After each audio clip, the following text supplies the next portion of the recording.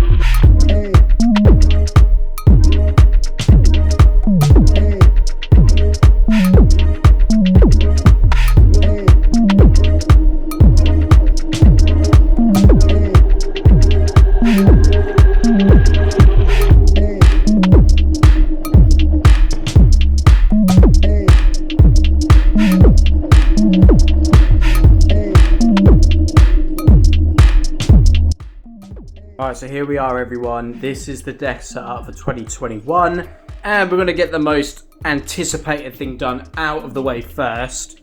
That is my beautiful new puppy Hazel. She is 12 weeks and she is a Staffy cross American Bulldog. And she is so cute and she's amazing, and yeah, she's taking up quite a lot of my time at the moment. Whilst I'm talking about the puppy, the digital photo frame that I'm using there is a DragonTouch digital photo frame. They actually sent me that to check out, so I'll leave a link in the description. I'll leave a link in the description of as many things as possible for this setup. But yeah, let's get straight into it. Let's get this thing out of the way first because it's the biggest bloody thing in this office. This is my custom made arcade machine. This is a 4-player 4K panel. It's a 4K TV. I'm thinking about upgrading to a 32-inch monitor just to get rid of some screen tearing that I suffer with this. 4K, 4 players. I use Ultimark RGB buttons on it and it looks absolutely sick. All the buttons light up when you choose a game and stuff. It's really good. It's got a subwoofer system. It's got 2 speakers on the top and it is ever so fun to play. It's running a Windows 10 game. It's just a gaming PC inside of a wooden frame. That's that out of the way because the main changes I've made this year for 2021 is I've done a completely new desk setup. This is 2 kitchen countertops from Ikea. It is the Saljan kitchen countertop. I think they're £50 for the 2.5 metre and £45 for the 1.86 metre. And I've done 1 cut here for that L shape. And then this one is pretty much 2 meters dead on for this cut. So it goes the entire way across, got plenty of space. This space is clear here. And the reason I've done that is so that I can do PC builds. I've got some PC parts there. I've been doing a couple builds recently. I've recently done a build for my brother's partner's little brother, and also did another build that my brother himself actually took a lot of the build for. So that's that. Moving on to what is on the desk. So first things first, we've got a wireless HP mouse. This is for my my laptop setup for when I'm working from home. I've got a Logitech G502 Hero Limited Edition. I absolutely love this thing. If you don't have a decent gaming mouse, pick up a decent gaming mouse. It actually makes a night and day difference. Moving on is the Epomaker SK64 key. It is a wired and Bluetooth wireless device. You can save like 3 Bluetooth pairing modes just by pressing the function key, and then it's Z, X, and C. And then you can also switch in between just by doing those hotkeys. It's got RGB backlighting. With the keys that it's currently got on it, you can't really see the backlighting very well, and there is software that goes with it, although the software isn't the best in my opinion. Moving on to the mouse pad. It's an RGB mouse pad I got off Amazon from Victsing. In all fairness, I bought this, but I don't really like it all that much, to be honest, and I don't like the cable that comes off it as well, so I might actually end up getting rid of it, but I'm not too sure yet. I like RGB. Moving on to the boom arm and mic setup. I have a Focusrite microphone, which goes into a shock mount that I got off Amazon, goes into the XLR cable. This isn't a Bluetooth. This isn't a USB based microphone, it's an XLR input microphone. Goes into the Blue Compass boom arm. I used to have a really cheap boom arm, and I'll tell you what, this is so much nicer. Yeah, it's quite expensive compared to a normal boom arm, but it does make a massive difference. It's so much nicer to maneuver about and stuff. I'm tempted to move it to the back of the desk, but at the moment where it is actually really convenient for me. And when I'm not using it, I can just kind of put it up there out of the way and it just kind of stays there. For the purpose of this, let's just put it back down. It also serves as a good headphone mount as well. Those are the Razer Kraken Tournament editions. It goes into its USB interface just there. And yeah, that is basically the keyboard, mouse, mic, headset setup. On the desk itself, I have a Belkin Thunderbolt 3 Dock Plus. This is actually a really nice budget Thunderbolt 3 docking station. I use this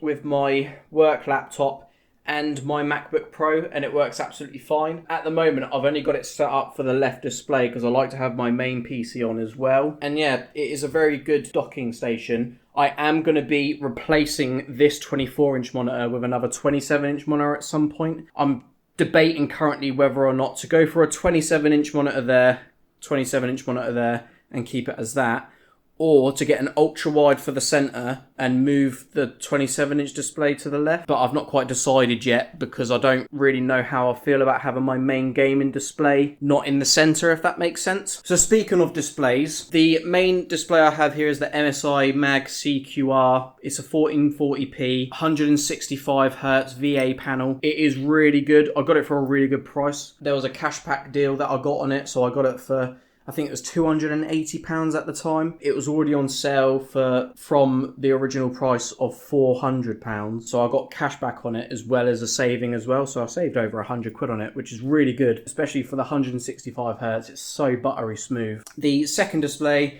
is just a 24-inch ihyama monitor. I've had this ever since I bought my first PC like 3-4 years ago, and I've never had an issue with it. I used to have two of these, and I gave one of them to my mate when he started working from home because he didn't have a working from home monitor. So yeah, he's got that other one. And yeah, these two monitors have served me really well. Like I said, that monitor I've had for so long. Moving on to the camera setup. So the way I've got this done is I've got a boom arm, and it's an 80cm boom arm. It's a VESA pole. So moving on to the pole here, the VESA pole. This is an 80cm pole that goes all the way up, and I use this pole mainly to suspend my camera. This is a Canon EOS 200D, and this I've had since about after the first few months of starting YouTube. I've had this camera for a good couple of years now. It's 1080p, it's nothing fancy. I use it for my streaming. I used it for creating so many videos in the past, and I have that going into the PC via the Elgato capture card, which you can see at the bottom there. That's the 4K capture card. So I can upgrade to a 4K camera if I want, and I've got a ball head off of the bottom of that as well, so I can change the position and I can quick detach it if I want to. It's running continuous power as well. It's not got the normal battery, it's running continuous power. And then I've just got a newer LED light above it just to illuminate me. This is absolutely fantastic as well. This is the reason why I always have my main PC on as well, because obviously this is all hooked into OBS and I can use the virtual camera plug-in from OBS, and that is also my conference call camera. So all of my team meetings that I have at work and stuff, I always use this camera, and it gives off amazing quality as well. So you always look good for your meetings. Got a bit of extra space on the left hand side of the desk. I wanted plenty of space on this desk because I'm going to be doing so many more PC builds, etc., and I need places to put stuff.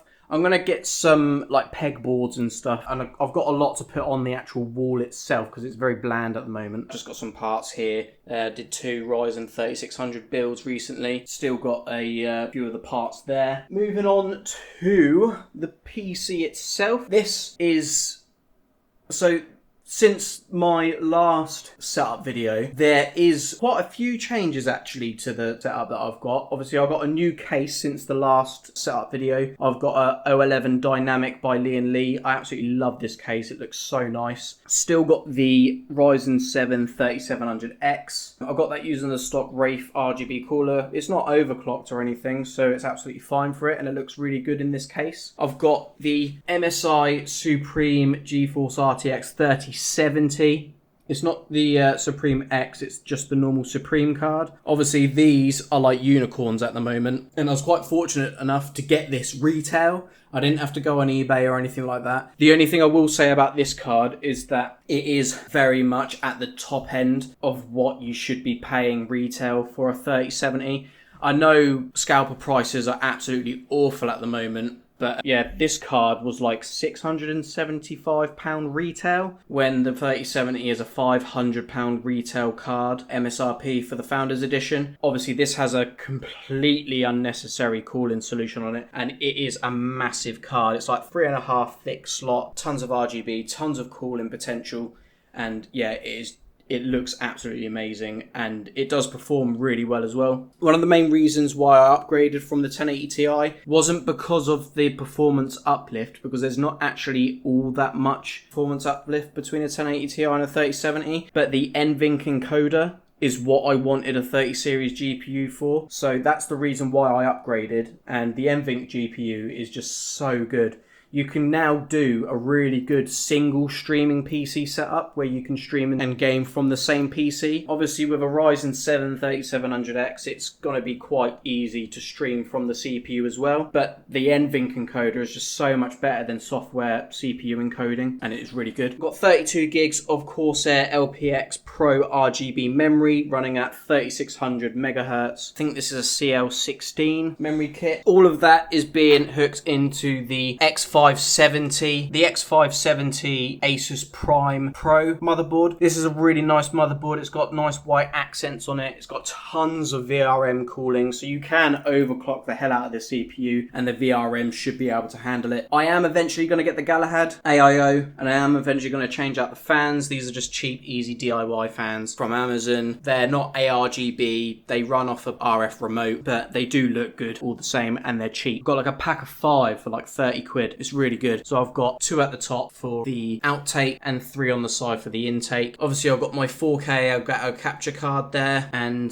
white cable extensions. Those are also from Amazon. Can't remember the company I got them from, but they were like 25 quid for a whole set. So you got 24 pin, 2 8-pin PCIe, and you also got the 8-pin EPS with the 4-pin EPS as well for the CPU cable. All of that is the main PC build. I also have here a modded Xbox 360. This is one that I modded with an RGH chip. I just soldered a chip to it. This is the limited edition Resident Evil console. I got this for 20 quid boxed because the disc tray didn't work, and all I had to do was replace the rubber band inside the disc tray, which I've done, and now it works singing and dancing, and it's modded, and I've modded the hard drive, so it's got a 500 gig hard drive instead of the 120 gig in there now. So that's that. Absolutely love playing that. Got my little AAT on air little light thing, which the partner gave me. Access point for the office. And along the entire backside, I've got the Govee LED strip, which is app controllable as well as Wi-Fi. And for the price, they are really good. They're really well priced. They work really well with the app. They're not unstable like other ones that just randomly disconnect and stuff. These are actually really good. I highly recommend Govee strips. They've really created a really good product here, unlike the other